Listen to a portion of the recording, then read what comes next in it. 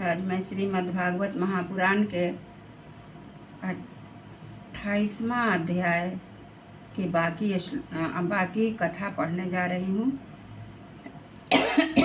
कृपया आप लोगों को अच्छा लगे तो लाइक ज़रूर करिएगा, श्रवण जरूर करिएगा। तो आइए सुनते हैं। ओम नमो भगवते वासुदेवाय। ओम नमो भगवते वासुदेवाय। ओम नमो भगवते वासुदेवाय। ओम नमो भगवते वासुदेवाय। ओम नमो भगवते वासुदेवाय।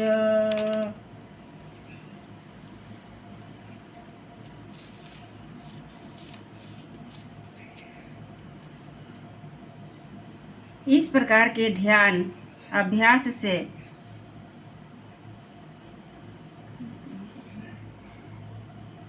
समस्त लोकपालों की आश्रय भूता भगवान की चारों भुजाओं का ध्यान करें, जिनमें ध्यान धारण किए हुए कंगन आदि आभूषण समुद्र मंथन के समय मंदराचल की रगड़ से और भी उज्जवल हो गए हैं। उसी प्रकार जिसके तेज को सहन नहीं किया जा सकता, उस अस्त्र धारों सुदर्शन चक्र और उनके कर कमलों में राजहंस के समान विद्वान शंख का चिंतन करें। फिर विपक्षी वीरों के रुधिर से सनी हुई प्रभु की प्यारी कौमुद की गदा का भौरों के शब्द के गुंजायमान वनमाला का और उनके कंठ के में सुशोभित संपूर्ण जीवों के निर्मल तत्व रूप कौस्तुभ मणि का ध्यान करें।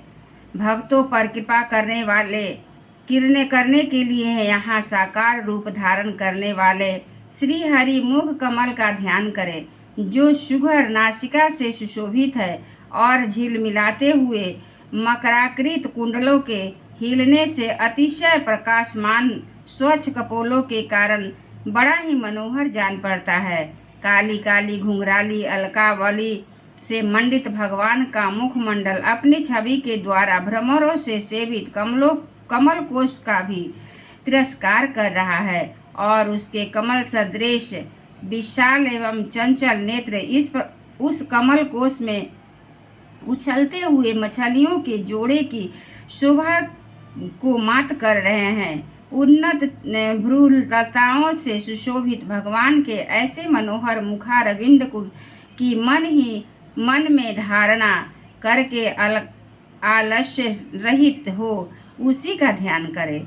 हृदय गुहा में चिरकाल तक भक्ति भाव से भगवान के नेत्रों की चितवन का ध्यान करना चाहिए, जो कृपा से और प्रेम भरी मुस्कान से क्षण अधिकाधिक बढ़ती रहती है, विपुल प्रसाद की वर्षा करती रहती है और भक्त जनों के अत्यंत घोर तीनों तापों को शांत करने के लिए ही प्रकट हुई है।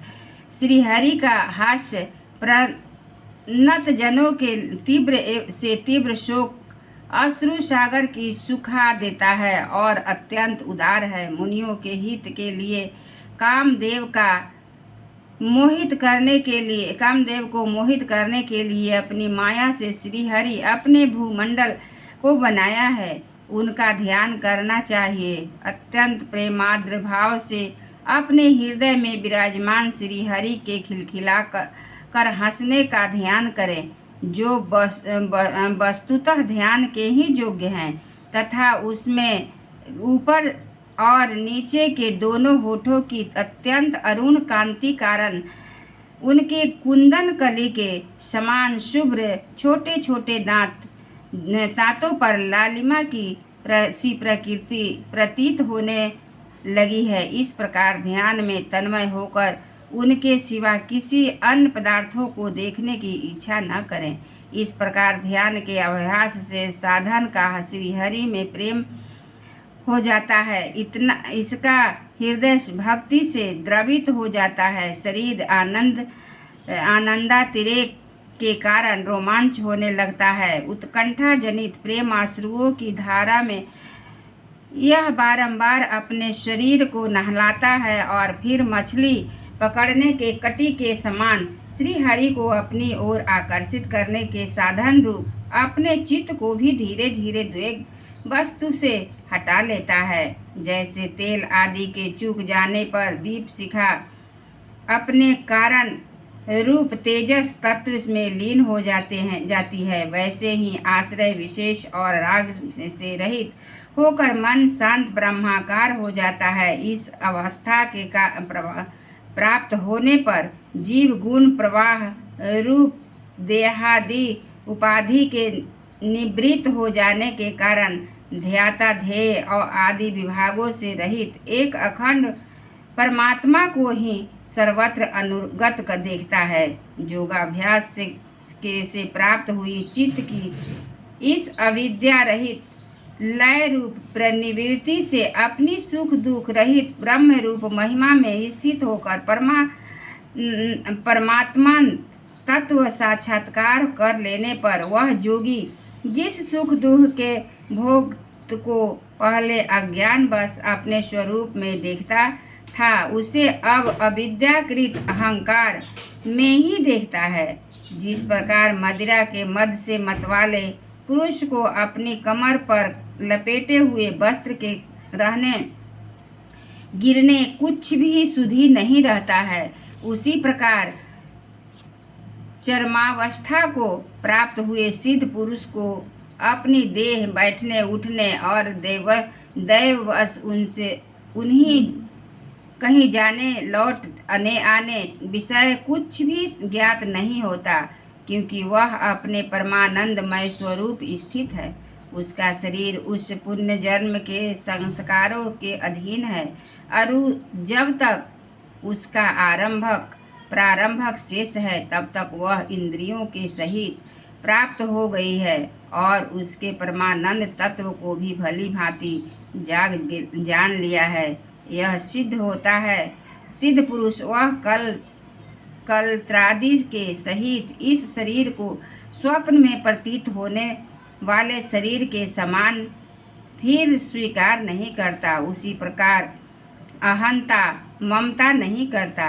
जिस प्रकार अत्यंत स्नेह के कारण पुत्र और धनादि में भी साधारण जीव की आत्मबुद्धि रहती है, किंतु थोड़ा सा विचार करने से ही वे उनसे स्पष्टतया अलग दिखाई देते हैं, उसी प्रकार जिन्हें यह साधन अपना आत्मा मान बैठा है, उन देहादि से भी उनका साक्षी पुरुष पृथक ही है।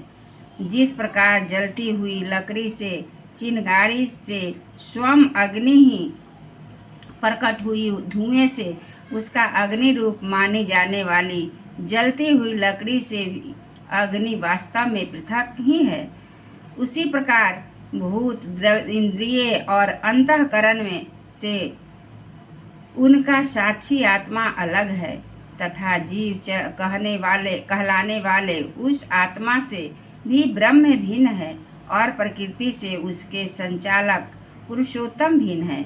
जिस प्रकार देह दृष्टि से जरायुज, अंडज, द्विज, श्वेतज और उद्विजज चारों प्रकार के प्राणी पदम भूत मात्र है, उसी प्रकार संपूर्ण जीव में आत्मा और आत्मा में संपूर्ण जीवों का अनन्य भाव से अनुगत देखें। जिस प्रकार एक ही अग्नि अपने पृथक पृथक आश्रयों में उनकी विभिन्नता के कारण भिन्न भिन्न आकार का दिखाई देता है, उसी प्रकार देव मनुष्यादि शरीर में रहने वाला ही एक आत्मा अपने आश्रयों के गुण भेद के कारण भिन्न भिन्न प्रकार का भासता है। अतः भगवान का भक्त जीव के स्वरूप को छिपा देने वाली कारण रूप परिणाम को प्राप्त हुई भगवान की इस अचित्त शक्तिमयी माया को भगवान की कृपा से जीतकर अपने वास्तविक स्वरूप ब्रह्म रूप में स्थित होता है। एक बार बोले श्री कृष्ण भगवान की, वृंदावन बिहारी लाल की जय। श्रीमन्नारायण नारायण नारायण, प्रभु नारायण नारायण नारायण श्रीमन्नारायण नारायण नारायण श्रीमन्नारायण नारायण नारायण भगवन् नारायण नारायण नारायण श्रीमन्नारायण नारायण नारायण भगवन् नारायण नारायण नारायण।